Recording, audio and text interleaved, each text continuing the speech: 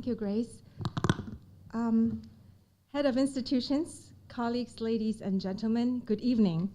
I'd like to start by thanking you for understanding and accommodating this time change and also the logistics change. So thank you for coming at a later time.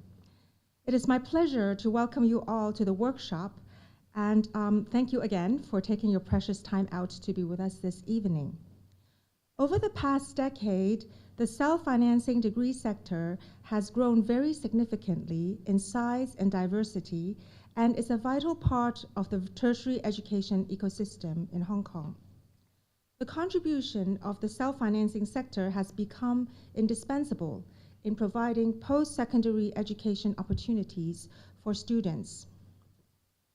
To support research development in the self-financing sector, the Research Grants Council launched 3 competitive research funding schemes in 2013, namely the Faculty Development Scheme, FDS, which is modeled on another individual research funding scheme administered by RGC to develop the research capability of individual academics.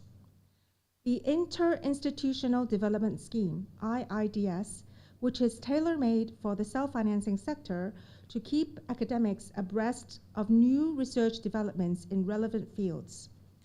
And the Institutional Development Scheme, IDS, which aims at supporting institutions to build up research capacity in strategic areas.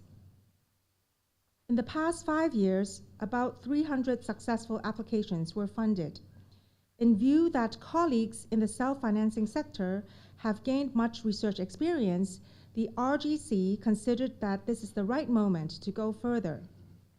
Having consulted with the heads of institutions of the self-financing sector early this year, the RGC decided to expand the scope of the IDS to cover collaborative research. Starting from the 2019-2020, the 6th round exercise, the IDS will branch out into 2 grants. That is, the Research Infrastructure Grant and the new Collaborative Research Grant. The new Collaborative Research Grant encourages colleagues to conduct collaborative research within and among institutions. The existing mode of operation of the IDS will continue in the form of the IDS Research Infrastructure Grant. The call for the 6th round exercise has been issued earlier this month.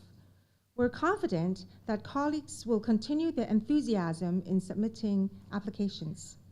We have invited 2 successful applicants in the last exercise to give you some tips in preparing the FDS proposals. They are Dr. Jean Fu from the Hang Seng University of Hong Kong and Dr. Douglas Ng from the Open University of Hong Kong. Afterwards, I will share with you how an application is assessed, as well as the new IDS Collaborative Research Grant. May I take this opportunity to express my gratitude to all the speakers of today's workshop for sharing their time and valuable experience with us.